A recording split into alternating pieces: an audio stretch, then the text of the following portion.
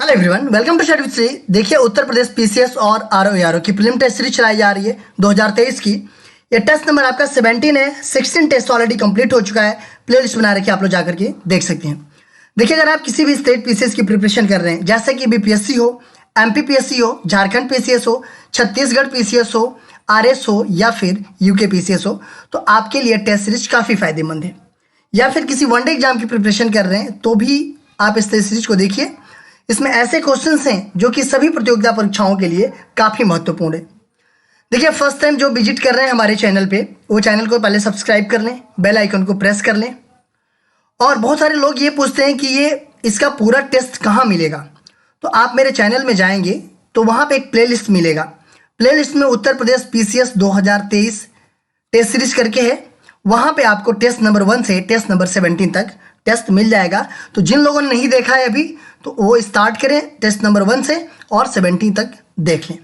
तो स्टार्ट करते हैं। फर्स्ट क्वेश्चन है, केंद्रीय चावल शोध संस्थान कहाँ अवस्थित है? शिमला, मैसूर, राजमुंद्री, कटक। केंद्रीय चावल शोध संस्थान ये कहाँ पे सिचुएटेड है? तो ये सिचुएटेड है आपका कटक, उड़ीसा में। देखिए, केंद्रीय चावल अनुसंधान संस्थान, इसकी स्थापना जो कि 1946 में किया गया था, कटक, उड़ीसा में। ठीक है। देखिए, ये जो है कि उन्नत किस्म का चावल उगाने और बीमारियों को दूर करने के लिए जो है कि इसको स्थापित किया गया था इस पर्पज से। और ये संस्थान जो है कि भारतीय कृषि अनुसंधान परिषद के तहत ये कार्य करता है, केंद्रीय चावल शोध संस्थान। तो ये हो जाएगा आपका डी ऑप्शन। केंद्रीय गन्ना प्रजनन संस्थान कहाँ अवस्थित है? कोयम्बटूर, मैसूर, राजमुंद्री, कटक। देखिए, केंद्रीय गन्ना प्रजनन संस्थान ये कहाँ पे सिचुएटेड है? तो ये सिचुएटेड है आपका कोयम्बटूर। देखिए, दो तरह के क्वेश्चंस आते हैं, उसमें कंफ्यूज मत होइएगा आप लोग। एक तो केंद्रीय गन्ना प्रजनन संस्थान ये कहाँ पे है? तो कोयम्बटूर में है। और राष्ट्रीय गन्ना अनुसंधान संस्थान ये कहाँ पे है? तो ये लखनऊ में है। तो ये दोनों तरह के क्वेश्चंस आते हैं, तो आप इसमें कंफ्यूज मत होइएगा। अगर केंद्रीय गन्ना प्रजनन संस्थान की बात करें तो वो कोयम्बटूर में है, और राष्ट्रीय गन्ना अनुसंधान संस्थान की बात की जाए तो वो आपका लखनऊ में है। लीची का खाने योग्य भाग होता है परिदल पुंज, मांसल एरिल, रसदार टेस्ता, मध्यफल भीति। देखिए, जो लीची होता है, लीची को खाने योग्य जो भाग होता है वो कौन सा भाग होता है? तो वो भाग होता है आपका मांसल एरिल भाग। जो हम खाते हैं लीची का जो भाग वो होता है क्या? मांसल एरिल होता है। अच्छा, लीची को कहाँ का जीआई टैग दिया गया है? आप लोग बताएंगे कमेंट बॉक्स में। आप लोग कमेंट बॉक्स में मुझे बताइए कि लीची को जीआई टैग कहाँ को मतलब कहाँ से मिला हुआ है। ठीक है, तो ये हो जाएगा आपका बी ऑप्शन। पूसा लाल एवं पूसा रत्ना निम्नलिखित में से किसकी किस्में हैं? बैगन, प्याज, लौकी, खीरा। देखिए, पूसा लाल एवं पूसा रत्ना ये दो जो है कि किस्में हैं। ये पूछा जा रहा है कि किसकी किस्में हैं ये? तो ये है आपका प्याज की किस्में हैं, प्याज की नस्लें हैं। ठीक है। देखिए, प्याज की नस्लें और भी है आपका Hisar 2, early Greno, Pusa white, flat. ठीक है, और पूसा लाल और पूसा रत्ना ये भी आपकी जो है कि प्याज की एक किस्में हैं, प्याज की ये नस्लें हैं। ठीक है, तो ये हो जाएगा आपका बी ऑप्शन। निम्नलिखित में से किस राज्य को मसालों का बगान कहा जाता है? केरल, ओडिशा, सिक्किम, महाराष्ट्र। पूछा जा रहा है कि किस राज्य को मसालों का बगान कहा जाता है या फिर मसालों का बगीचा कहा जाता है, वो किस राज्य को? तो वो कहा जाता है आपका केरल को। देखिए, केरल में आपका काली मिर्च, इलायची, अदरक, लहसुन, हल्दी, मतलब इन सब सारी चीज़ों की ज़्यादा मात्रा में उत्पादन होता है। कहाँ पे? केरल में। और ये सब सारे क्या हैं? तो ये मसाले हैं। तो इसलिए इसे मसालों का बगान कहा जाता है या फिर मसालों का बगीचा कहा जाता है केरल को। किसने लकड़ी से पेंसिल, स्केल व होल्डर बनाए जाते हैं? जूनिपेरस की लकड़ी से, पाइनस की लकड़ी से, यूकेलिप्टस की लकड़ी से, इनमें से कोई नहीं। पूछा जा रहा है कि किसके लकड़ी से पेंसिल, स्केल और होल्डर बनाए जाते हैं? देखिए, पेंसिल, स्केल और होल्डर किस लकड़ी से बनाए जाते हैं? किसके लकड़ी से बनाए जाते हैं? तो ये बनाए जाते हैं आपके जूनिपेरस की लकड़ी से। इस लकड़ी से जो हम पेंसिल से लिखते हैं वो सब पेंसिल है। स्केल या फिर होल्डर वो जो है कि जूनिपेरस की लकड़ी से बनाए जाते हैं। देखिए पाइनस की लकड़ी से क्या बनाया जाता है, तो पाइनस की लकड़ी से बनाया जाता है आपका जो माचिस होता है, दियसलाई होता है, उसमें की जो तीली होती है वो जो है कि पाइनस की लकड़ी से बनाई जाती है। यूकेलिप्टस सबको पता होगा, ये सफ़ेदा, ये जो है कि पर्यावरण का दुश्मन भी माना जाता है इसको, ये तो इससे फर्नीचर वगैरह सारी चीज़ें बनाई जाती है। निम्नलिखित में से कौन सी एक एकल कृषि नहीं है? मिश्रित कृषि, रोपण कृषि, सामूहिक कृषि, डेयरी कृषि। देखिए क्वेश्चन पूछा जा रहा है कि निम्नलिखित में से कौन सी एकल कृषि के बारे में बात की जा रही है कि एकल कृषि नहीं है। देखिए अगर हम बात करें मिश्रित कृषि की, मिश्रित कृषि क्या होता है? देखिए जब फसलों के उत्पादन के साथ ना आप पशुपालन भी करने लगते हैं तो वो मिश्रित खेती कहलाता है। मतलब कि आप खेती कर रहे हैं, कृषि कर रहे हैं, धान गेहूँ मतलब ये सब बो रहे हैं और इसके साथ जो है कि आप पशुपालन भी कर रहे हैं। पशुपालन जैसे कि मतलब गाय या भैंस भी पाल रहे हैं, ठीक है, तो इसको हम क्या कहते हैं? इसको मिश्रित कृषि कहते हैं, ठीक है। तो ये एकल कृषि तो है नहीं। रोपण कृषि की अगर हम बात करें, सॉरी एकल कृषि, यही हुआ, एकल कृषि नहीं है पूछा जा रहा है, ठीक है, तो ये तो एकल कृषि है, सॉरी एकल कृषि नहीं है। तो ये जो है कि आपका मिश्रित कृषि जो है कि क्या है, ये एकल कृषि नहीं है, ठीक है। इसमें तो आप जो है कि फसलों के साथ साथ पशुपालन भी कर रहे हैं, तो ये एकल कृषि कहाँ हुई? तो ये आपका ये ऑप्शन सही हो जाएगा, ठीक है। रोपण कृषि क्या होता है?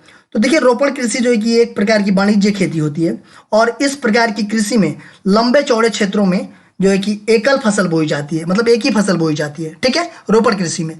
सामूहिक कृषि में क्या होता है? तो कई सारे किसान मिलकर के कृषि का उद्योग चलाते हैं, मतलब उद्योग चलाते हैं मतलब सामूहिक रूप से, तो वो जो है कि सामूहिक कृषि होती है। और डेयरी कृषि होती है कि दुग्ध उत्पादन के लिए किए जाने वाले जो पशुपालन है उसको जो है कि व्यापारिक रूप से डेयरी कृषि कहते हैं, ठीक है। तो यहाँ पूछा जा रहा है कि एकल कृषि नहीं है, ठीक है, तो एकल कृषि आपका मिश्रित कृषि नहीं है, ठीक है। लावा के प्रवाह से निम्नलिखित में से किस मिट्टी का निर्माण होता है? लवणीय मिट्टी, पीट मिट्टी, काली मिट्टी, लेटेराइट मिट्टी। पूछा जा रहा है कि लावा के प्रवाह से निम्नलिखित में से किस मिट्टी का निर्माण होता है? तो वो होता है आपका किस मिट्टी का? वो काली मिट्टी का। सी ऑप्शन आपका सही है। देखिए इस मिट्टी का निर्माण जो है ना दक्कन ट्रैम्प के लावा चट्टानों के अपक्षय मतलब कि टूटने फूटने से हुआ है, जो काली मिट्टी है, ठीक है। देखिए इस मिट्टी को काली मिट्टी भी कहा जाता है, कपास की मिट्टी भी कहा जाता है और रेगुर मिट्टी के नाम से भी जानते हैं। इसको काली मिट्टी को, तो ये तीनों नाम याद रखिएगा, काली मिट्टी, कपास की मिट्टी और रेगुर मिट्टी। देखिए इस मिट्टी में ना लोहे, चूना, कैल्शियम, पोटास, एल्यूमिनियम तथा मैग्नीशियम कार्बोनेट की अधिकता पाई जाती है काली मिट्टी में। और किसका अभाव होता है इसमें?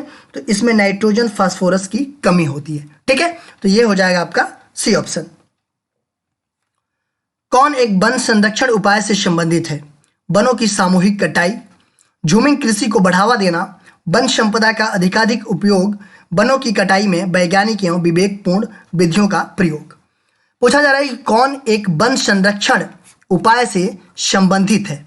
वन संरक्षण उपाय से संबंधित है। देखिए वनों को सामूहिक कटाई बिल्कुल नहीं है, झूमिंग कृषि को बढ़ावा देना ये भी नहीं है, वन संपदा का अधिकाधिक उपयोग करना ये भी नहीं है, और वनों की जो कटाई होती है वो उसमें जो है कि वैज्ञानिक एवं विवेकपूर्ण विधियों का प्रयोग करना ये जो है कि वन संरक्षण उपाय से संबंधित है। तो आपका हो जाएगा डी ऑप्शन। राष्ट्रीय जैविक कृषि केंद्र कहाँ स्थित है? गाजियाबाद में, मेरठ, मथुरा, लखनऊ। राष्ट्रीय जैविक कृषि केंद्र कहाँ पे सिचुएटेड है? तो ये सिचुएटेड है आपका गाजियाबाद में। उत्तर प्रदेश में जमींदारी उन्मूलन कानून लागू हुआ 1 जुलाई 1951 से, 1 जुलाई 1952 से, 1 जुलाई 1953 से और 1 जुलाई 1954 से। देखिए बात की जा रही है उत्तर प्रदेश की, और उत्तर प्रदेश में जो जमींदारी उन्मूलन कानून है ये लागू कब हुआ ये पूछा जा रहा है। तो ये लागू हुआ आपका 1 जुलाई 1952 में। बी ऑप्शन आपका सही है। चंद्रशेखर आजाद कृषि एवं प्रौद्योगिकी विश्वविद्यालय उत्तर प्रदेश के किस जिले में सिचुएटेड है? कानपुर, फैजाबाद, शाहजहांपुर, मेरठ। चंद्रशेखर आजाद कृषि एवं प्रौद्योगिकी विश्वविद्यालय ये किस डिस्ट्रिक्ट में है? तो ये है आपका उत्तर प्रदेश के कानपुर डिस्ट्रिक्ट में। देखिए ये एग्रीकल्चर यूनिवर्सिटी है और इसका नाम जो चंद्रशेखर आजाद थे, जो प्रसिद्ध क्रांतिकारी थे, उनके नाम पे ही इसका नाम रखा गया है। पूषा सुगंधा 5 किसकी मुख्य किस्म है? धान, गेहूं, आलू, मक्का। पूषा सुगंधा 5 ये किसकी प्रमुख किस्म है? तो ये है आपका धान की। ठीक है, धान की एक किस्म है पूषा सुगंधा 5। देखिए धान की और भी किस्में हैं, जया धान, बासमती, पूषा सुगंधा 3, DRR 310, मकराम, हाइब्रिड 620, ये सब सारी चीज़ें गेहूं की किस्में हैं, तो ये भी आप लोग याद रखिएगा। माउंट आबू सरिस्का जवाहर सागर वन्यजीव अभ्यारण्य किस राज्य में अवस्थित है? राजस्थान, महाराष्ट्र, सिक्किम, उड़ीसा। देखिए माउंट आबू ये काफ़ी जो है कि पर्यटक स्थल है ये। ठीक है, सरिस्का जवाहर सागर वन्यजीव अभ्यारण्य ये सब किस राज्य में सिचुएटेड है? तो ये सब सारे जो है कि आपके राजस्थान में सिचुएटेड है। माउंट आबू, सरिस्का जवाहर सागर वन्यजीव विहार। देखिए अगर राजस्थान के कुछ राष्ट्रीय उद्यान की बात करें तो रणथंभौर राष्ट्रीय उद्यान है, केवलादेव राष्ट्रीय उद्यान है, मुकुंदरा राष्ट्रीय उद्यान है। ये सब सारे कहाँ पे हैं? तो ये सब भी सारे राजस्थान में हैं। गाजर में लाल रंग किसके कारण होता है? कैप्सेंथीन, एंथोसाइनिन, लाइकोपिन, कैरिकजेथिन। देखिए गाजर में जो लाल रंग होता है वो किसके कारण होता है, ये बताना है आपको। तो ये होता है आपका किसके कारण? तो ये एंथोसाइनिन के कारण होता है। बी ऑप्शन आपका सही है। गाजर में जो लाल रंग होता है वो एंथोसाइनिन के कारण होता है। देखिए अगर हम बात करें कैप्सेंथीन की, कैप्सेंथीन ये जो है कि इसके कारण जो है कि मिर्च का लाल रंग होता है, और जो है कि कैप्सेसिन के कारण जो है कि मिर्च का तीखापन होता है। देखिए मिर्च का तीखापन किसके कारण होता है? तो कैप्सेसिन के कारण होता है। और मिर्च का जो लाल रंग होता है वो किसके कारण होता है? तो कैप्सेंथीन के कारण होता है। ठीक है, लाइकोपिन के कारण क्या होता है? कुछ होता है? टमाटर का लाल रंग होता है। ठीक है, लाइकोपिन के मतलब टमाटर का लाल रंग जो है कि लाइकोपिन के कारण होता है। और कैरिकजेथिन इसके कारण क्या होता है? तो इसमें जो है कि पपीता का रंग जो पीला रंग होता है वो जो है कि कैरिकजेथिन के कारण होता है। ठीक है, तो ये हो जाएगा आपका बी ऑप्शन। निम्नलिखित में से कौन एक महिला आलवार संत थी? अंडाल, मधुर कवि, पेरुमाल, तिरुपान। पूछा जा रहा है कौन एक महिला जो है कि आलवार संत थी? तो कौन थी? तो वो थी अंडाल। ये ऑप्शन आपका सही है। देखिए तमिल देशों में वैष्णव धर्म का प्रचार जो है कि आलवार संतों द्वारा किया गया। ठीक है, इसकी जो है कि संख्या कितनी थी? तो 12 थी इसकी संख्या, जिसमें तिरुमंगई, पेरिय, अंडाल, नामल्लवार ये सब जो है कि विशेष उल्लेखनीय थे इसमें। और इनका जो है कि आविर्भाव अगर देखा जाए तो 7वीं सदी से 9वीं शताब्दी के मध्य हुआ है। ठीक है, तो ये हो जाएगा आपका ए ऑप्शन। सूची फर्स्ट को सूची सेकंड से सुमेलित कीजिए तथा सूचियों के नीचे दिए गए कोड का उपयोग करके सही उत्तर का चयन कीजिए। देखिए सूची फर्स्ट में कुछ स्थान का नाम दिया गया है और सूची सेकंड में कुछ उद्योग का नाम दिया गया है। देखिए लॉस एंजिल कहाँ पड़ता है? तो ये यूएसए के कैलिफोर्निया में पड़ता है। और यहाँ पे इसको जो कि किस उद्योग के नाम से जानते हैं? तो फिल्म उद्योग के नाम से जानते हैं। बोस्टन ये भी आपका यूएसए में पड़ता है, और यहाँ पे मतलब किस उद्योग के नाम से जानते हैं इसको? तो इसको हम जानते हैं सूती वस्त्र के उद्योग के नाम से।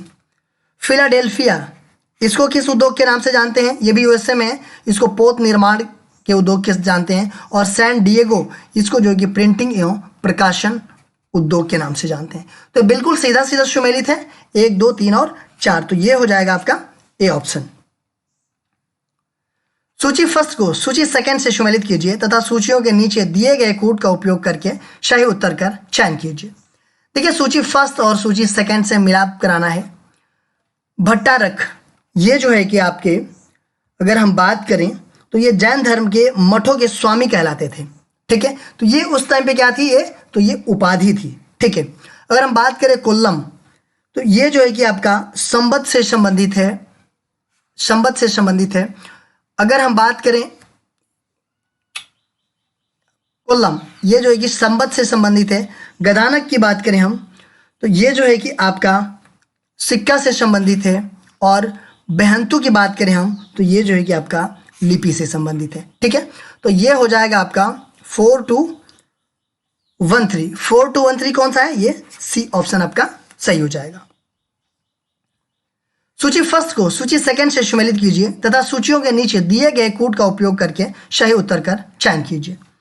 सूची फर्स्ट में कुछ स्थान का नाम दिया गया है और सूची सेकंड में कुछ प्रोडक्ट का नाम दिया गया है। ये कहाँ पे, मतलब ये कहाँ का प्रसिद्ध है। अगर हम बात करें चूर्क की अगर हम बात करें तो चूर्क जो है कि सीमेंट के लिए जाना जाता है, ठीक है।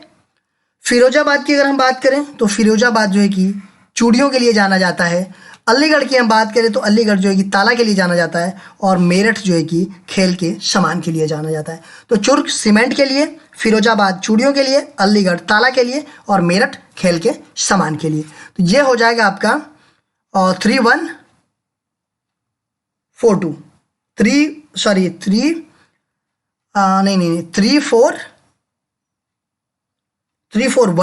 3412 कौन सा है? ये बी ऑप्शन आपका सही हो जाएगा।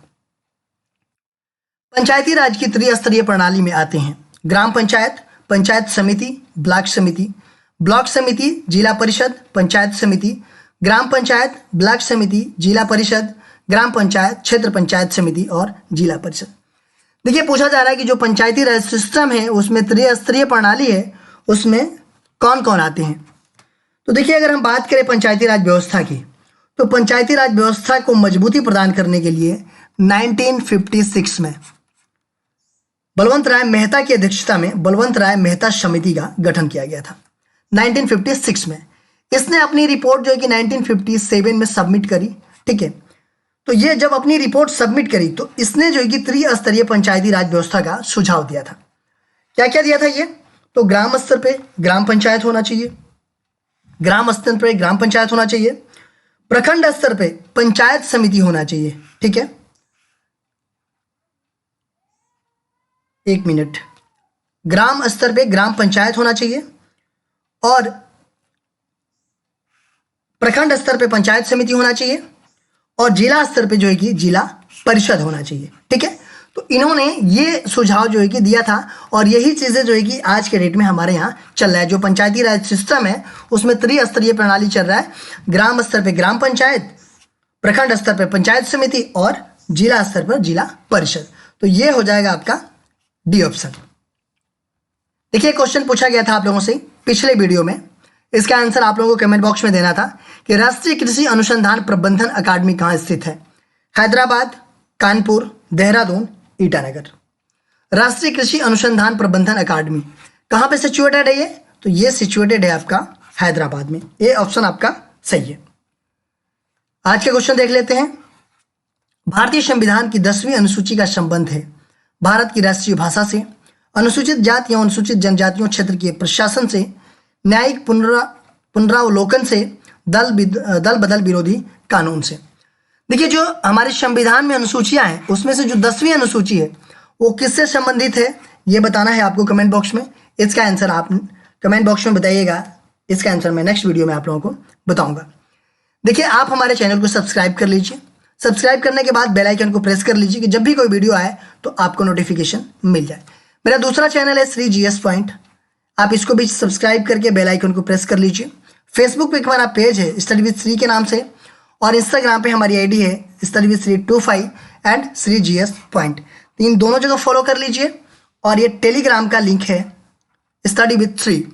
इन सब सारे का लिंक आपको डिस्क्रिप्शन में मिल जाएगा, वहाँ पे क्लिक करते तुरंत आप यहाँ पे पहुँच जाएंगे। देखिए यहाँ पे भी स्टडी से रिलेटेड चीज़ें पोस्ट की जाती है जिससे आप लोगों को फायदा पहुँच सकता है। दोस्तों वीडियो अच्छी लगती है तो आप लोग लाइक किया कीजिए, एक अच्छा सा कमेंट्स कर दिया कीजिए, अपने दोस्तों में शेयर जरूर किया कीजिए।